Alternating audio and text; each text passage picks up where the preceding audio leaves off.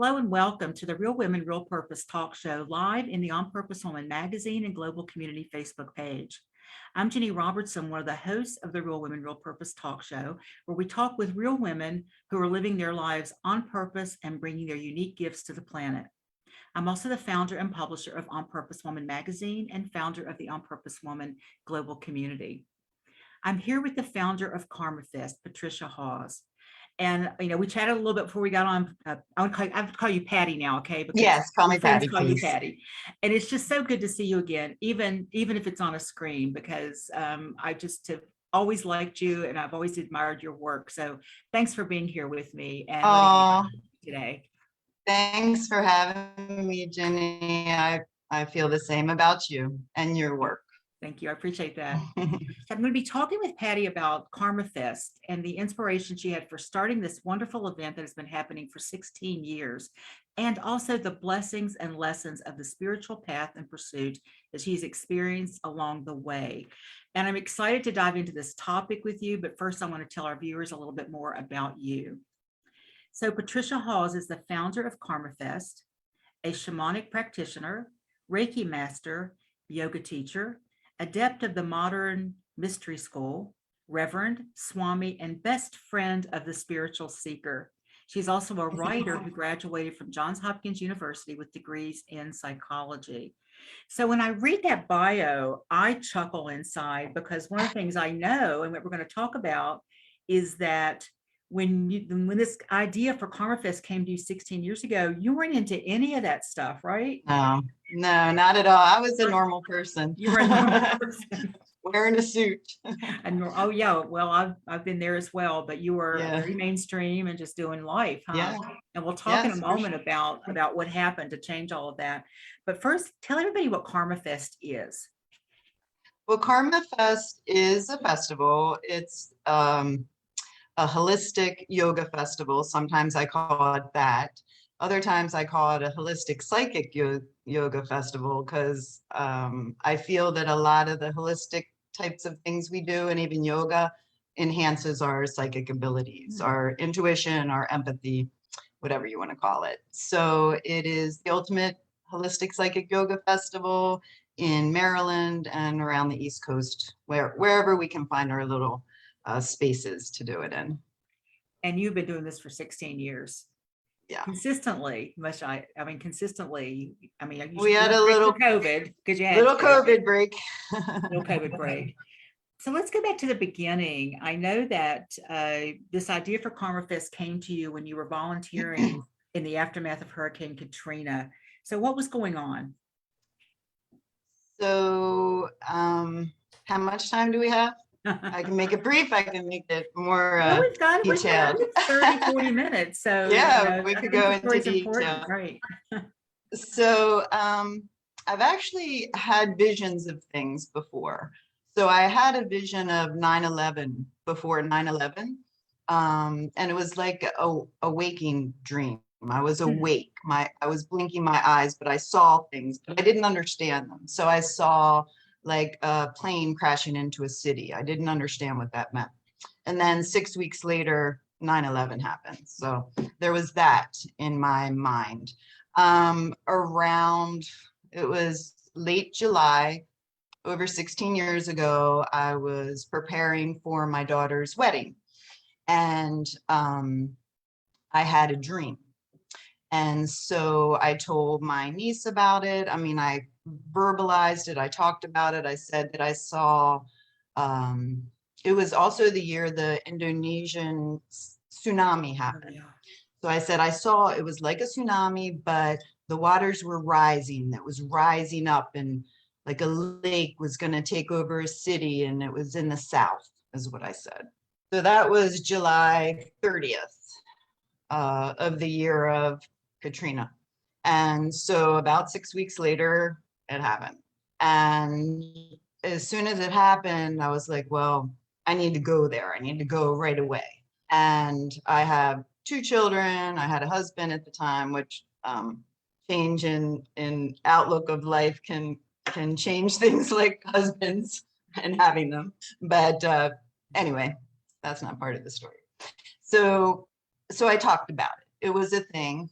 And as I was preparing to try to go to Katrina, I would have visions and dreams.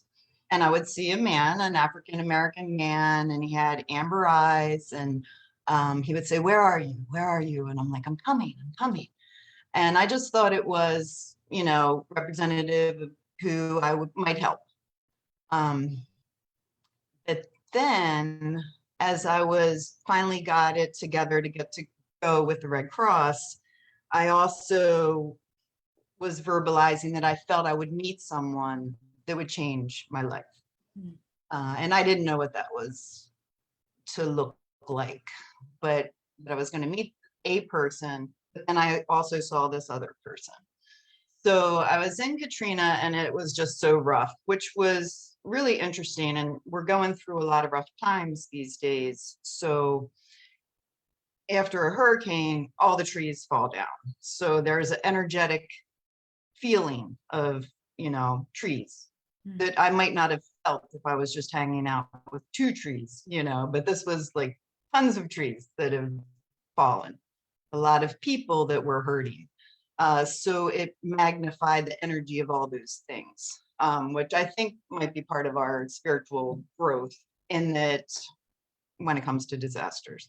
Anyways, so I'm down there, and since the energy was really rough, I was working in a shelter. I was sleeping in a different shelter. And the shelter we were in was a little Baptist church, sleeping right in the church and eating jambalaya and just stressing big time. Everybody was like so stressed because you would work lots of hours, you were exhausted. But the first 2 nights I cried myself to sleep because it was just the energy was super, super tough. And so the third night I'm eating jambalaya and this guy was there and he's like, "You should come in after dinner. We're going to do yoga and meditation." I'm like, "Well, that's pretty strange. What are you doing that for?" He's like, "No, you should do it." He's like, "Oh, it changed my life. It just changed my life." And I'm like, "We haven't been here that long. I don't know." It just didn't make a lot of sense to me, but he insisted I come. So I go into the yoga and the meditation, and 2 girls did the yoga first, and they were from everybody was from everywhere. So one girl was from New York, and one girl was from the South. And as soon as I started doing yoga, I'm like, "Oh, wow, I feel this. I can breathe. I can calm down." I just felt it right away. I'm like, "Wow, that's pretty amazing." So we go through the whole yoga class, and then the girls, and at And the Patty, let same me time, my stop you. mind is Patty, let me stop you okay. just a minute. You'd never done yoga at all before, right? No, Okay. I didn't do yoga. No. Okay. So I was like, "This is great." So I do get enthusiastic with new things, though. I must say that is my personality. But I'm not an outgoing person either. I wasn't someone that would extend myself, which is what I do now. So anyway, I was shy. And so the girls, so in my mind, I'm like, I really can't believe we're doing this in a little church. And everybody's giggling and, everybody's suffering out there in their homes or in the shelters. It just didn't make a lot of sense to me in my mind. And so the girls are all excited that taught the yoga, and they sit down, and up stands this man, and real tall man with a calming voice. And he's like, "Okay, everybody, we're going to lay down now." And I'm like, what is going on? So I did what everyone else did. I laid down and he led us through a meditation, and I think he drummed a little bit. He had his drum. He put on a Dalai Lama chant as well. And I was like, oh.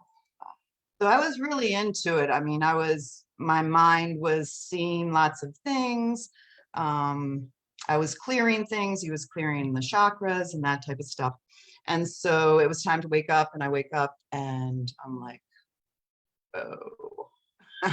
He was the man. He has amber eyes. He was the guy that I kept seeing.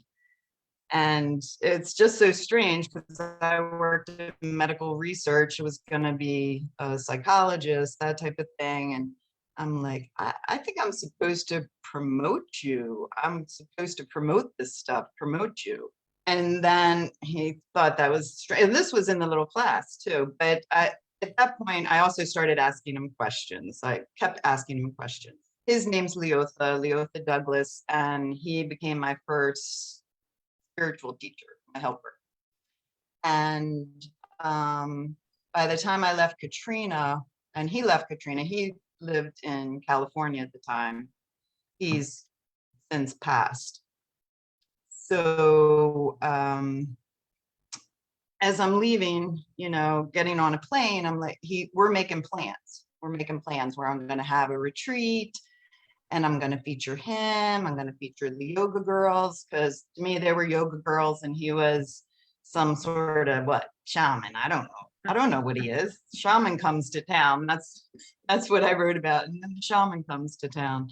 So I go home and I put a little retreat together. And the first retreat was actually at Oregon Ridge. And we had some great KarmaFest at Oregon Ridge since. So the retreat happened, but there was a snowstorm.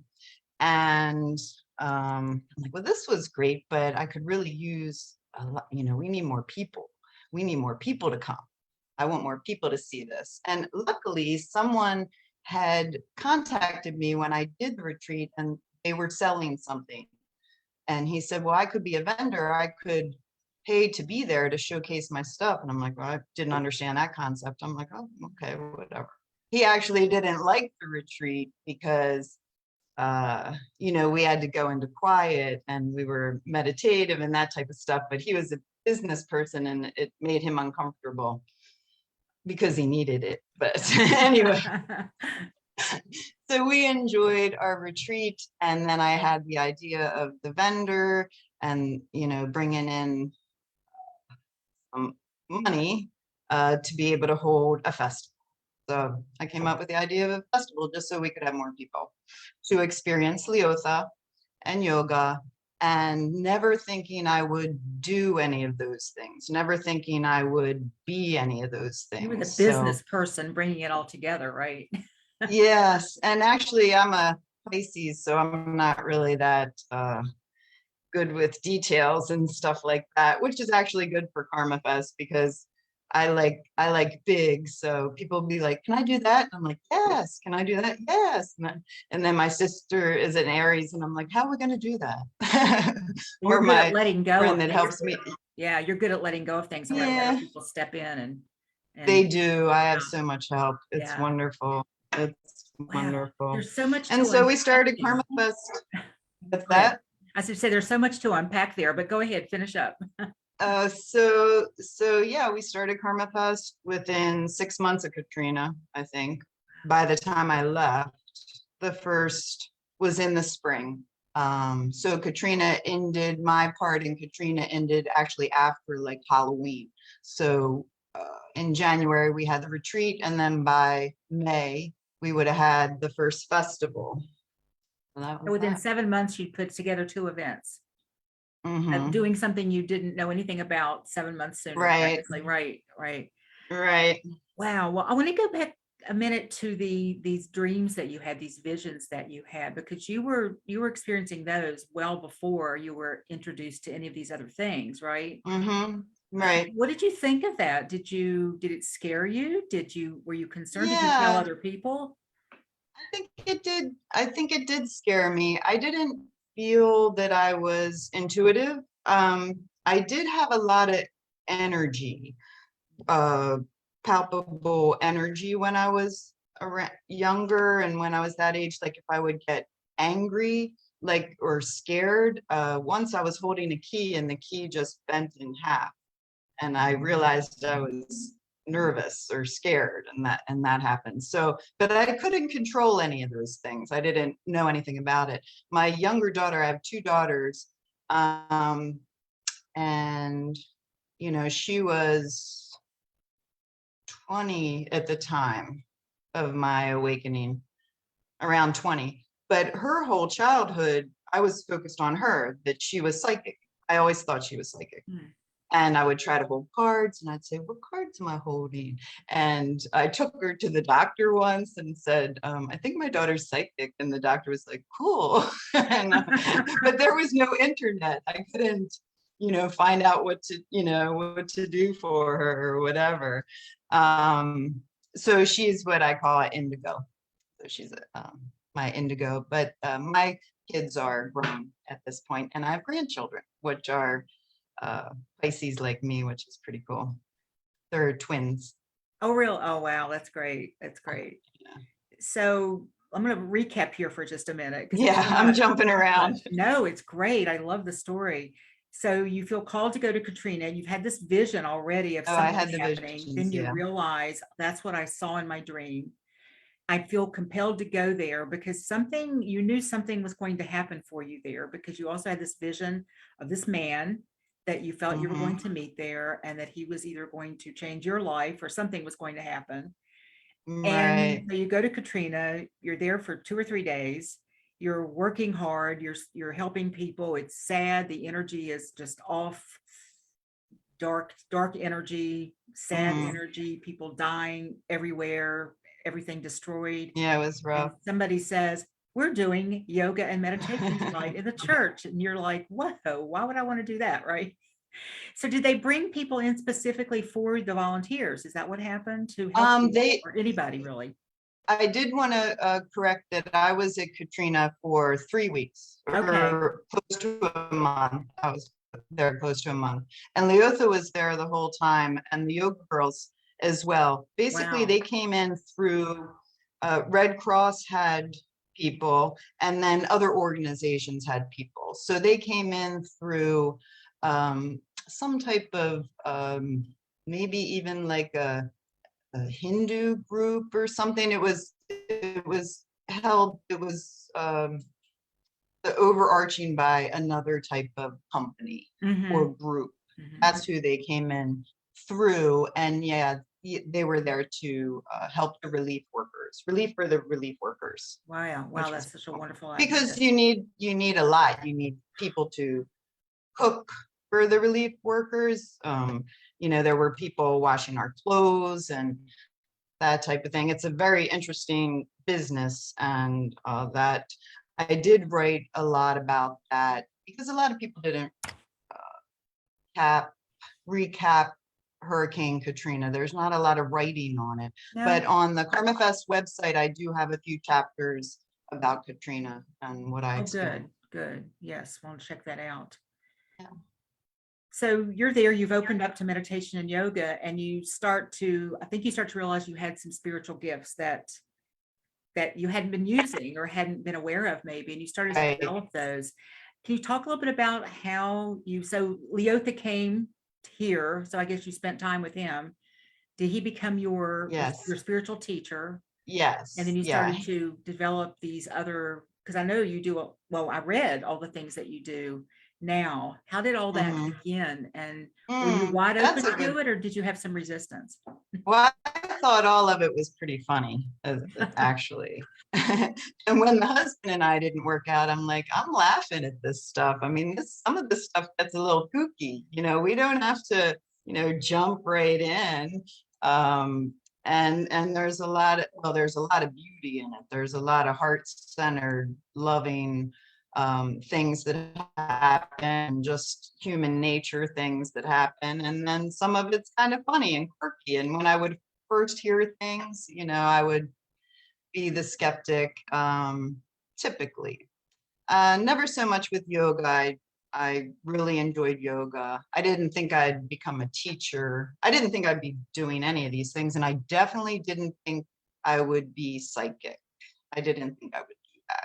I didn't feel I was intuitive. I knew other people that were. The interesting thing about KarmaFest is that there's these people that are psychics and they're healers and they're doing these things. And since I'm the head of KarmaFest, I think they might try to impress me or something, but they're always trying to tell me stuff about myself. And that started from the beginning. So from the beginning, they were saying, I see Edgar Cayce around you. And I'd be like, what? And I would hear it repeatedly with different psychics. So, and then other psychics and healers were helping different people in my family. Leotha helped me and everyone that he touched. He would do a shamanic journey. And if people were in his circle, they would have these great, not realization, they would have realizations about their lives and how they could heal. And I'll step back to some of the things that I jumped into, but the main thing that I didn't think I would ever do would be what Leotha did. And as I kept promoting Leotha, and we would have a KarmaFest, and we would have a retreat, and he'd have to come from California. Sometimes he would say, well, I don't know if I can this time, or, find somebody, he was always the top-notch person, because he was constantly answering my questions. And actually, he wrote a book really just answering all the questions that I kept asking him forever. And he dedicated it to me, basically, thank you for bothering me so much. And now here's a book that other people can be helped from. So I did start doing shamanic journeys. And that was after being in his journey over 100 times, probably more than 100 times, listening to his journey on tape, practicing, and then synchronicities happen. Someone hands me a drum. Oh, here's a gift. Oh, really? I don't, don't have a good tempo or whatever, but it just kept coming together. And in 2012, I was actually leading some of my first journeys and feeling a little strange about it because of Leotha. And as soon as I kind of got comfortable in that, he had actually passed away. So I kind of stepped into his role, and maybe I wouldn't have done it if he would have passed away early. The timing, my whole life, the timing has been exceptional, divine. And the interesting things about KarmaFest and some of the oddities of having these beautiful energy healers that are intuitive and coming together kind of makes this huge energetic vortex and that type of thing. But when Leotha passed away, I didn't know that he was terminally sick. I knew he wasn't feeling super great, but it was pretty unusual, quick passing. And people said they saw him at KarmaFest. But before KarmaFest, I dedicated KarmaFest to him. Like on our little flyers, I used to say, dedicated to, and I'd say dedicated to the Indigos or dedicated to the blah, blah, blah. And that year was dedicated to Leotha. It was right there. It was everywhere. It was on publicity. And not knowing that he actually passed, he was in a coma during KarmaFest. And I didn't know that. And then 2 days later, he had passed. But people swore that they spoke to him. Oh, no, I saw Leotha. I know Leotha. I've met him so many times. I was in his journey, blah, blah, blah. I saw him. I talked to him. I'm like, you didn't. He wasn't there. Wow. California. So yeah, things like that happen at KarmaFest. So I just kind of would step into different things. The Modern Mystery School, I was really drawn to that. And I met people from the Mystery School from KarmaFest. Everything had to do, every move I made was basically right in front of me. I got what I wanted. I wanted to learn about these things, and here everybody was. And I hope when people do come to KarmaFest, they realize I'm not preaching anything. I'm not preaching any one way. There's so many ways. You got this, you got that. There's just so many modalities, healing modalities, faith-based healing. I don't I don't subscribe to one way. And I think that's just a personality trait of mine, which I think is good to be head of KarmaFest, because I just want people to be happy. I want them to be encouraged, and I want them to be empowered. And that's what I found meditations and the yoga did for me. And that's why I wanted to show it to the world. So as I would move on with the different KarmaFests, I met someone from the mystery school. So I became an adept in the school. I started going to what I called Swami Church. My Swami Shankarananda, he passed away a few years ago. Oh, he was right down on Falls Road in and Baltimore, wasn't he? Yeah, I loved him so much. Yes. And there were just so many crazy things. Like I wanted to, I gravitated to Yogananda stuff. So I'm looking at Yogananda stuff, reading his books, and I said, oh, I really would like to find a place that I could learn more about Yogananda. And I think in the book, I can't remember, you were supposed to say a certain thing. It's one of my little statues, but I can't remember his name. And I'm like, I said his name, said his name, said his name. And with the wish that I would learn more about Yogananda. And so a new friend that I had brought me the statue, like within 48 hours. Oh, I saw this. It was, in my house. So I wanted to give it to you. And I'm like, whoa. And then the church is based, Swami Shankarananda is actually just two generations down from Yogananda. So it's just divine timing all the time. So yeah, yoga, the Swami stuff. And again, actually I found like some of the lessons, we're going to get into lessons, and that I don't subscribe to just one way. I do think that, the higher we get up in different organizations, that, there could be corruption there. There could be a little, cultish behavior there or whatever. So that's why I just like to keep learning with different tastes of this and this and this, and then allowing my own understandings. And that's why I like to show all of that to those that come to KarmaFest, and not try to keep it, in one path. Wow, that's such a It story. jumps around. Yeah, I really appreciate that and admire you for that take, because I think it does create a much safer environment for people too. They come to trust it. And I've been to KarmaFest a few times, and what I loved a lot about it, but what I really loved was how many young people were there. Oh, Because yes. sometimes it seems like there's this huge gap of, who are gonna be our spiritual leaders tomorrow, and who's going to, and they reminded me of, some of my younger years when I was kind of a pseudo hippie girl. I say pseudo because mom and dad was still paying for college and everything, but I had, just the freedom that they were having, and the way they were so Right.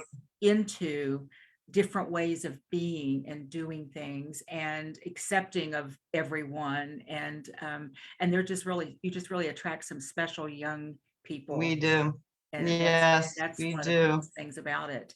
But I want to go back a minute, because I think one of the messages I'm really getting from you that I think could really benefit anyone watching this is that you had so many opportunities, and at any given time you could have said no, or you could have closed your eyes and turned your head and said, not for me. But you apparently had learned to trust what was right for you, and you Right. said yes, whether you knew where it was going to go or whether you knew if you could or not. You just trusted your intuition, trusted whatever you call your higher self or whatever. And I Right. think that's great wisdom for anyone, is to, Right. because what were you doing before? Medical research?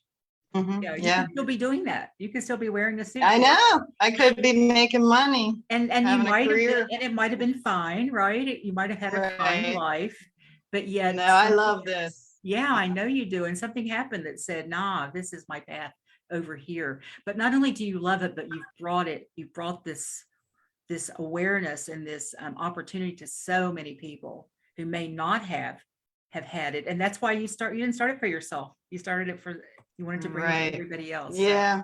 I just love that. I've seen, oh, thank you. Yeah. I've seen major transformations in people, and I don't judge people, but some things are just so obvious. Like, you might come in as a singer. You're just there as a singer.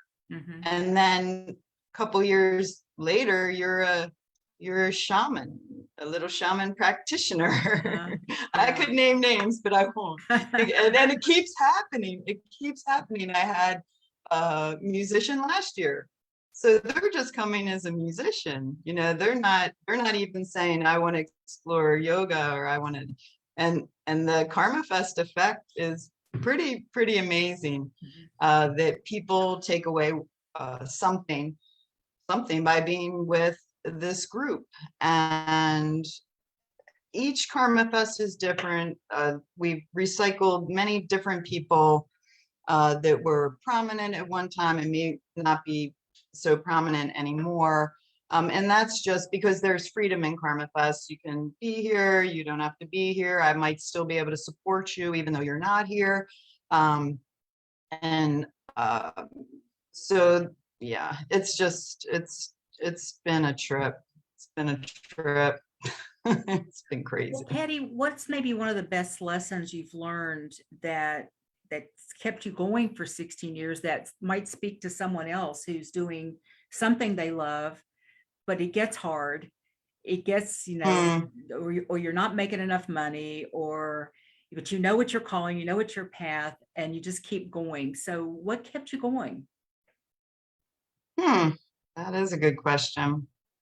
I think just because people kept asking for it. I actually move a lot. I've moved a lot since my my spiritual awakening, but I actually don't tell people where I've moved because they get upset. You know, they're like, they don't want. Right now, I'm in Delaware. I live in Delaware Oh, now. I didn't know that. But if I would just if I would push that, or push that out there, then people are like, oh, what about KarmaFest? And I'm like, no, you'll get your KarmaFest, Mhm. So I really am not sure why I keep doing it. Just to real quick, just go back to something I started talking about with the dreams and the visions. I don't really have those anymore because I think we just can change. We can move up in our awareness. So instead of them trying to, my guides or whatever, trying to shake me awake with a dream or a nightmare or something like that, now it's just kind of constant. And as you know, I do the channel messages every day. So at least 5 minutes of the day, I am connected to my soul self or whatever is giving me the information. So I'm just doing what I'm told to do. And sometimes there'll be breaks in what I do. And it's really, I'm trying to think of one example. I know, this would take a whole nother interview, but I wrote a screenplay about Edgar Cayce. Loved Edgar Cayce. Psychics kept saying that, he was around me all the time. They said I was his child at one time. And I'm like, I couldn't be. His children were, he's the greatest psychic of the US. And everything's documented, 16,000 readings he's done. You can look him up, Edgar Cayce. So, but Edgar did have a child that passed away when she was a couple months old, or it could have been a boy. But anyway, I was getting more information. Psychics were kept telling me about my connection with Edgar Cayce. And at the same time, I started writing a screenplay.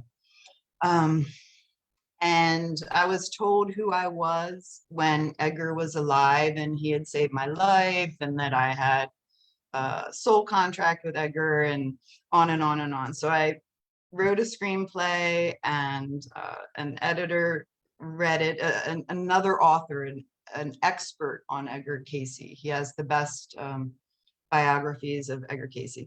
And so he gave me some advice. So then I was like, I went into my little Swami church and I'm like, I wish I could meet another screenwriter, because that gentleman told me I needed another screenwriter on the project. And I'm standing in line going to meet Swami, and this guy's in front of me. I'm like, oh, hey, what do you do?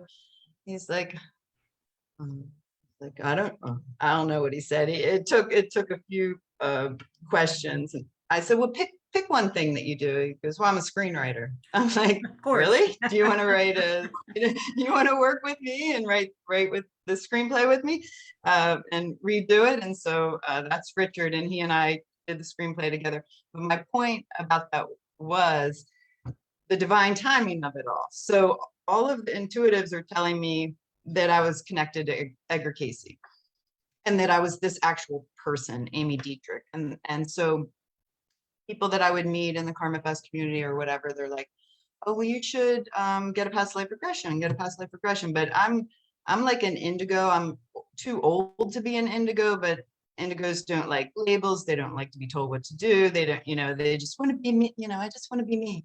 And so they're like, no, do it. And I'm like, I don't care if I was her or not. This is what I'm doing. So anyway, I make an appointment to get a past life regression, and that day I got really sick. So I called up and I said, I can't come. And she goes, well, you should come within the next 2 days. Do you promise? I said, yes, I promise I'll come.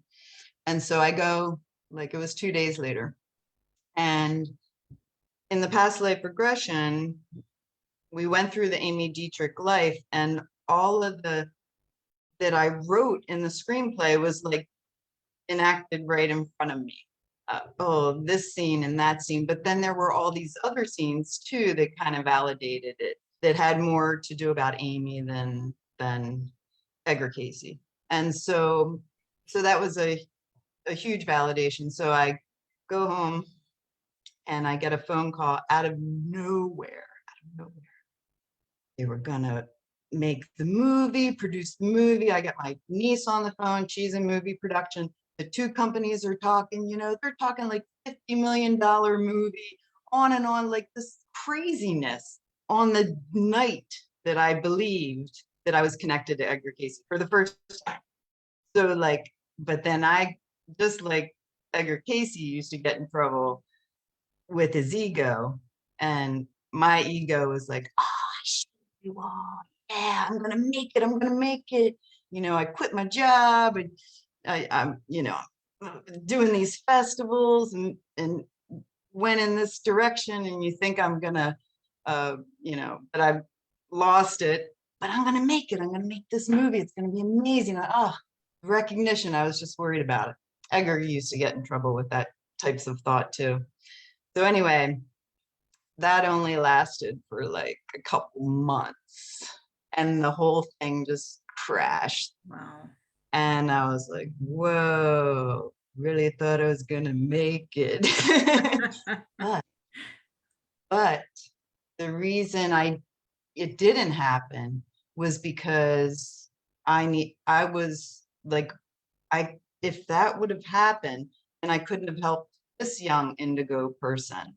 I couldn't have had an indigo camp and helped those people. I couldn't have had that KarmaFest that year and helped those people. And so I really do believe that certain things stop and go for me because of what I'm supposed to do at the time. That's really where that whole story was going. So instead of making a movie, I was doing more healing work, is what makes sense. And so your ego had to get out of the way a little bit for you to see, okay, I'm still supposed to be doing this. Right. Like, yeah. And then the universe. I still want that movie to happen. What was that?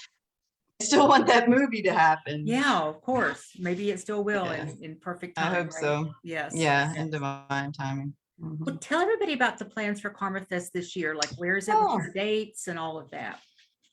So KarmaFest is at Stepping Stone now. And we started last year where the big show was the big show is called Unity. Each show used to have a name until about like 8 years in, we came up with the name Unity for a particular show. And I'm like, let's let this ride. So everyone, the spring show or their spring summer show is called Unity. So Unity was at Stepping Stone Farm Museum, they call it. It's attached to Susquehanna State Park, and it's in Haverty Grace, Maryland. And a lot of people liked Oregon Ridge, but we made a decision to move to Stepping Stone. We had some of our fall festivals there, and we really liked the area, and the energy was really calming. And all the folks that came last year from different areas, I think they realized the healing that can happen at Stepping Stone. It's just a beautiful, beautiful place. You can stroll along, and they have a nice pavilion where the music is, and you see the river in the background. It's beautiful. So we're at Stepping Stone Farm Museum, and you can tent camp or take an RV and be at the Susquehanna State Park. It's 2 full days. So as a vendor myself, I know it's rough because like I did an event last night. It was a pre-Pride event, and I had products and stuff like that. And I know I've been a vendor, so I understand how you feel, but it's a long day. We start at 10 and we go till 10 on Saturday. We start at 10 on Sunday and we go till 8 on Sunday. We have lectures. We have 6 things going on at the same time, at all times that it's rolling. And Most of it that's outside, not counting Patti? which it is indoor, outdoor, and under pavilion. Yeah. So we do have what we call the studio, and that'll have special workshops in there. So if you need to get out of the heat, you can get a special workshop ticket and enjoy Maggie Salter's Spirit Circle or the Healing Flame Collective. They're having a soul circle, like a sound healing circle. I'm doing a shamanic journey with Cheryl Jansen on at the end of the festival. I do that, and then so I don't have to clean up. Everybody's cleaning up by then. With the festival, I'm like, oh, I'm too busy. I'm doing my shamanic journey. Yeah. And the dates are one of the little perks I get. yeah. So yeah, lots of things going on. Drum circles, music, 2 full days of yoga, and then free lectures. And I did pull the schedule to see like different types of lectures. What are the dates? I don't think you've given the dates. Oh, it's this month. It's the 25th and 26th of June. And KarmaFest, what's the website for KarmaFest? It's www.karmafest.com. And if you get that far, then you'll see all the other festivals that are happening. I moved to Delaware, so we're having a festival down here at a place called Hudson Fields that I think is going to be a great show. And then we go to Pennsylvania every year at a place called Hip Gypsy in Chambersburg, Pennsylvania, and that's a fun time, and that's on Labor Day weekend. And then after all my hard work in the summer, then I get to take people to swim with dolphins in Bimini. And Edgar Cayce said proof of Atlantis would be found in Bimini. So I wanted to go for 2 reasons. Edgar Cayce said to go, and there's dolphins. So Maggie Salter and I lead 20 people to a place called Wild Quest, where the dolphins, I know Bahamas has a bad reputation with captive dolphins. These are not baited, or they're out in the ocean. These dolphins are way, way out, and they're free and beautiful dolphins. That's the last thing. And they come and hang out with you because they want to, right? And they especially like our week, because we have a lot of psychics and healers on our boat, and dolphins have a lot of ways that they can feel what's going on around. They have sonar, they have supposedly intuitive and that type of thing. So the owners of Wild Quest have said that they've never seen like so many dolphins come at once. Like I've seen like 70 dolphins come Wow. or boat. That must be an amazing sight. It's And the feel, greatest thing. yeah. It's the greatest thing every year. And then Wild Quest said, we've never seen anything like that. And then the very next year it happened again. And they said, we've never seen anything like that. And I'm like, yeah, you did last year. It was our boat. That's Wow. pretty cool. Well, I'm going to put the your website link into the comments. So if anybody missed that link, it'll be down in the comments. And before we wrap up, do you have a piece of wisdom maybe for someone who has a dream and isn't sure how to make it happen or how to keep it going? Oh.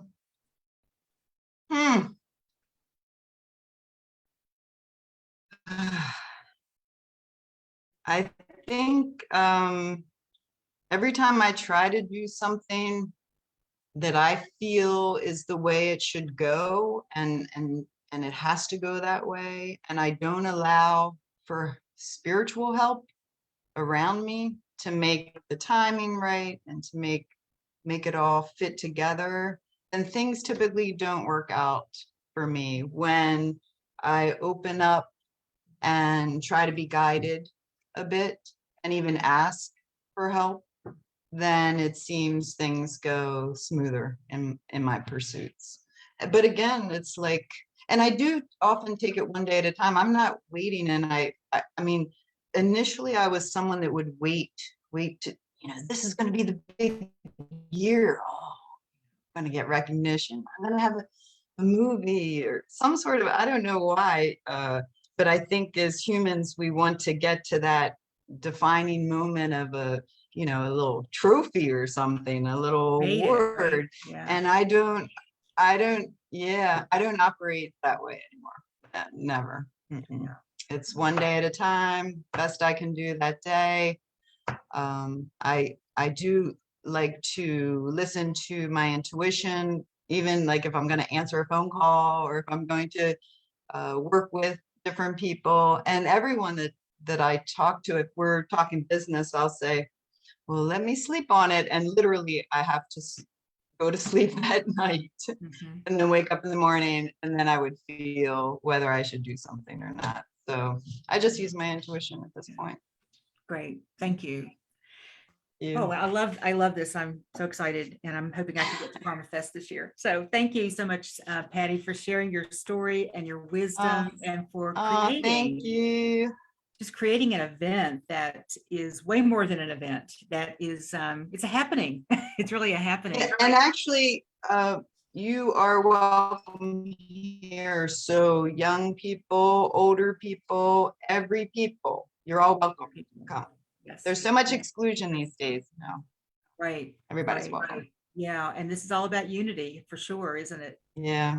Yeah. Thank you again. I'm just grateful that we had this opportunity to reconnect, and I got to hear more of your story than I even knew. And I know our viewers are going to be inspired by it. So I want to thank anybody watching this for joining us for the Real Women, Real Purpose talk show live in the On Purpose Woman magazine and global community Facebook page.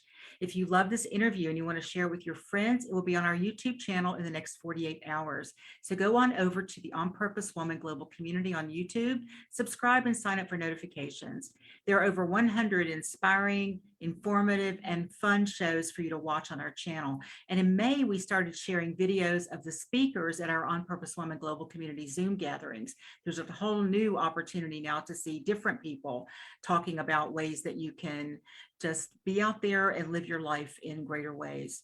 This is actually our last show for June. We are lining up a lot of great women and topics to bring you in July and August, so stay tuned for that information. You can always find out what's coming up on the Real Women, Real Purpose talk show by going to the On Purpose Woman magazine, which you can find at opwgc.com, and click on the magazine. Look for the spread in the table of contents. That will tell you the whole calendar. And also, while you're there, please check out the On Purpose Woman Global Community. Thank you again for watching the Real Women, Real Purpose talk show.